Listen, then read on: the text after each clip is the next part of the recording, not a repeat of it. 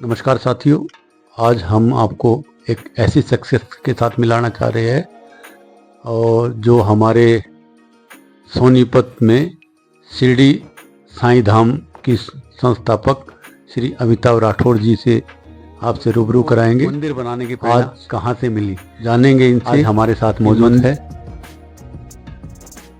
शिरडी साईं धाम के संस्थापक श्री अमिताभ राठौर जी। सबसे पहले तो आपका हमारे YouTube channel Bhudev Bhatia blog में स्वागत है और आप ये बताइए कि आपको मंदिर बनाने की प्रेरणा कैसे और किस व्यक्ति के द्वारा मिली। बहुत कम मिलेंगे। भूदेव भाई, भूदेव मतलब बहुत बड़ी शख्सियत है। ये तो बस लोग कहते हैं कि भूदेव भाटिया भी बड़े बढ़िया होते हैं जी सर। यूट्यूब चैनल है ना? जी सर। मेरा नंबर रिपीट कर लो आप। जी नंबर मैं सेव कर लेता हूँ, नोट ही कर लेता हूँ पहले से।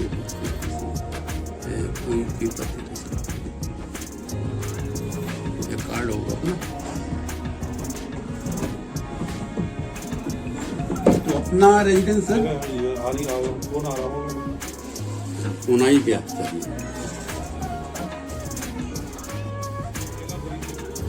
मैं तो विश्वास ही नहीं कर रहा था कि साईं बाबा खड़े हैं मेरे सामने। जी जी जी, आशीर्वाद उनका। और मंदिर 9 महीने बन के तैयार हो गए। यहाँ जो भी आ जाता है ना, यहाँ जो भी आ जाता है जी, वो मन की मुराद पूरी करता है। आजा तू अंदर आजा। बाबा उसकी मन की मुराद पूरी करते हैं जी, मन की मुराद पूरी करते हैं। छोटा धाम नहीं है, इसकी ना एक अलग ही महिमा है। महिमा है। बिल्कुल। रख दे इधर, रख दे बाद में होगी।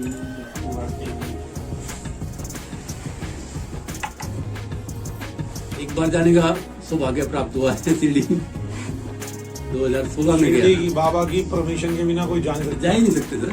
मेन रोड पे मंदिर बना हुआ है, मेन रोड पे। हजारों लाखों लोग जाते हैं, मगर बिल्कुल। जिसे बाबा बुलाते ना आजा, वही अंदर आता है। बिल्कुल वही अंदर आता है और आमने सामने दर्शन आते हुए लाखों में जाते लाख, मगर करोड़ों जो है उनमें से गिने चुने लाखों आते हैं। आरती के समय बाबा के सामने बैठने का सौभाग्य प्राप्त हुआ। सामने बिल्कुल लास्ट में वहाँ पे बैठ के स्टेज बना हुआ है, स्टेज पे वहाँ बैठ के आराम से दर्शन हुए और काफी अच्छा लगा। बोले भैया आपकी प्रयास बहुत अच्छा है। और देखो, धर्म से ही ना इंसान की पहचान होती है। अगर हम धर्म के लिए चलेंगे ना जी, तो लोग हमारे पीछे चलेंगे। ये हमारे साथ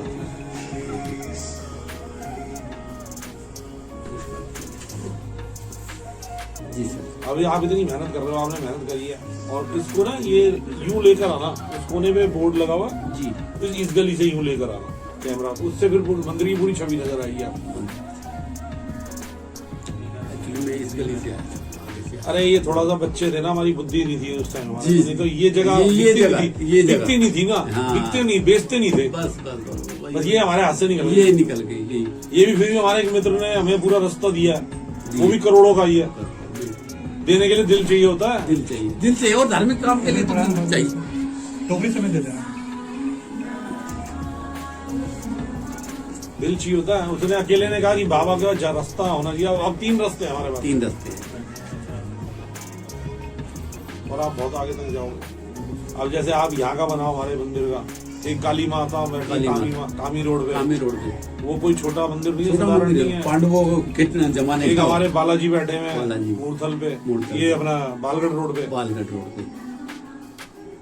एक पीर बाबा दिखाओ जो इधर इनकी दरगाह पे चला जाता है ना, जो ITI चौक से जो अंदर को जा रही है, पीर बाबा जो बैठे हैं, ये भी शख्सियत है पुरानी। और सोनीपत का इतिहास ऐसा है कि चारों तरफ से ना उसे कील रखा है भगवान ने। इधर देखो पीर बाबा बैठे हैं, इधर साईं बाबा बैठे हैं, उधर बालाजी बैठे हैं, माँ काली बैठी है, और प्रकाश अड्डे में शनिदेव बैठे हैं। शनिदेव महाराज बैठे हैं। ये ना सोनीपत को एकदम जैसे कहते हैं बॉर्डर पे सब अपने बच्चों को बचाने के लिए बैठे, बिल्कुल दिव्य शक्ति है इस जगह की। एक मैं अपना बालगढ़ पे जैसे अपना मंदिर है ना हनुमान जी का मेन रोड, इतनी टक्कर पे एक माता शेरा वाली का मंदिर है 9 दुर्गे का, उस मंदिर का प्रचार करवाओ जी।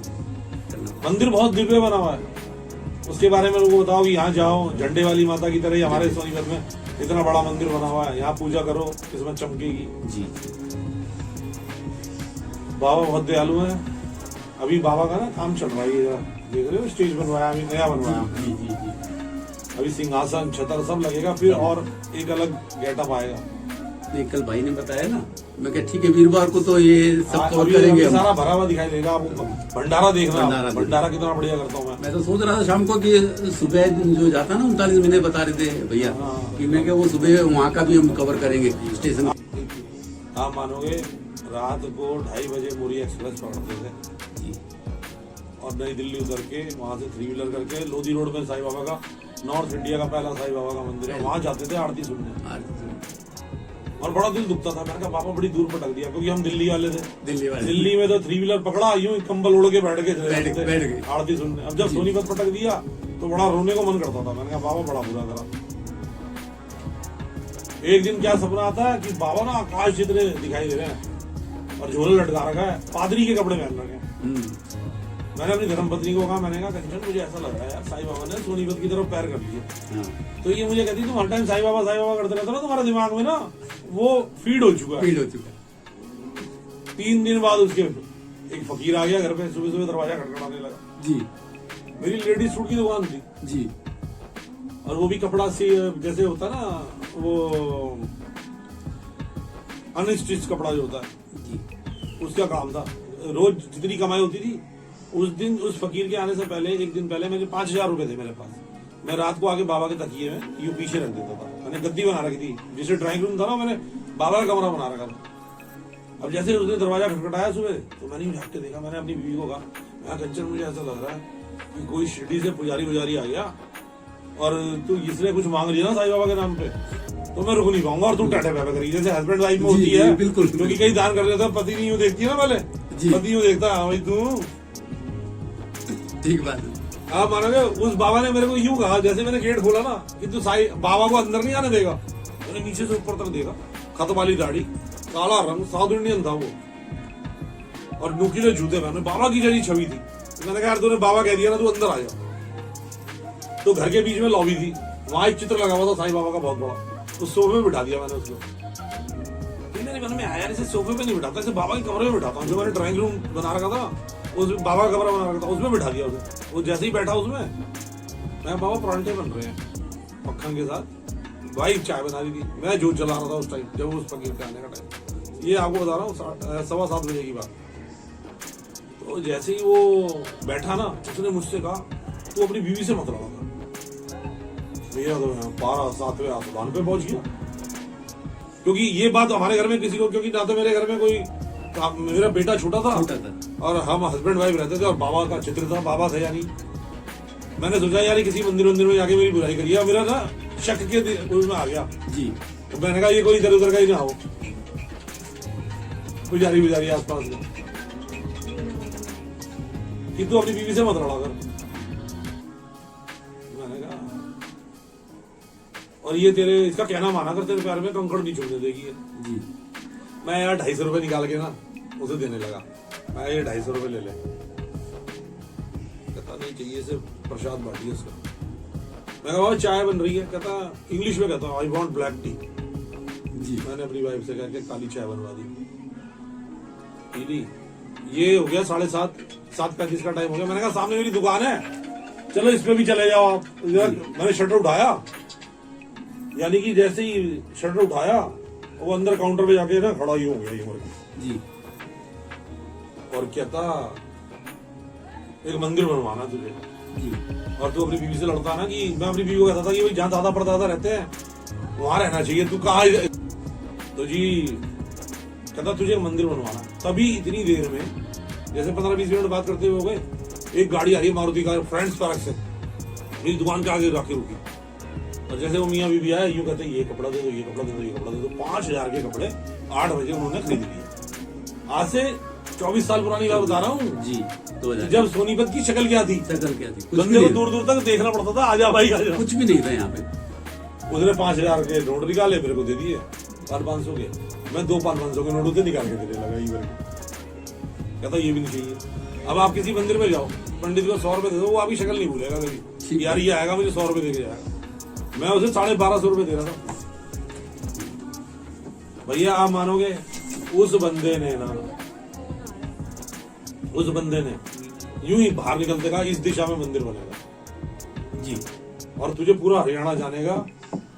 और मेरी बात याद रखिए, मैंने उससे पूछा यार, फिर मेरे मन में संशय आ गया, यार ये ऐसी बड़ी बड़ी बातें कर रहा है। मैंने कहा ये बिरला टाटा का काम होता है मंदिर बनाना। मैंने कहा मैं तो एक छोटा सा दुकानदार हूँ और दिल्ली से आया हूँ अपनी जिंदगी परिवार बनाने के लिए। भैया आप मानोगे 20 दिन के अंदर मेरा पैसे आ गए उड़ के।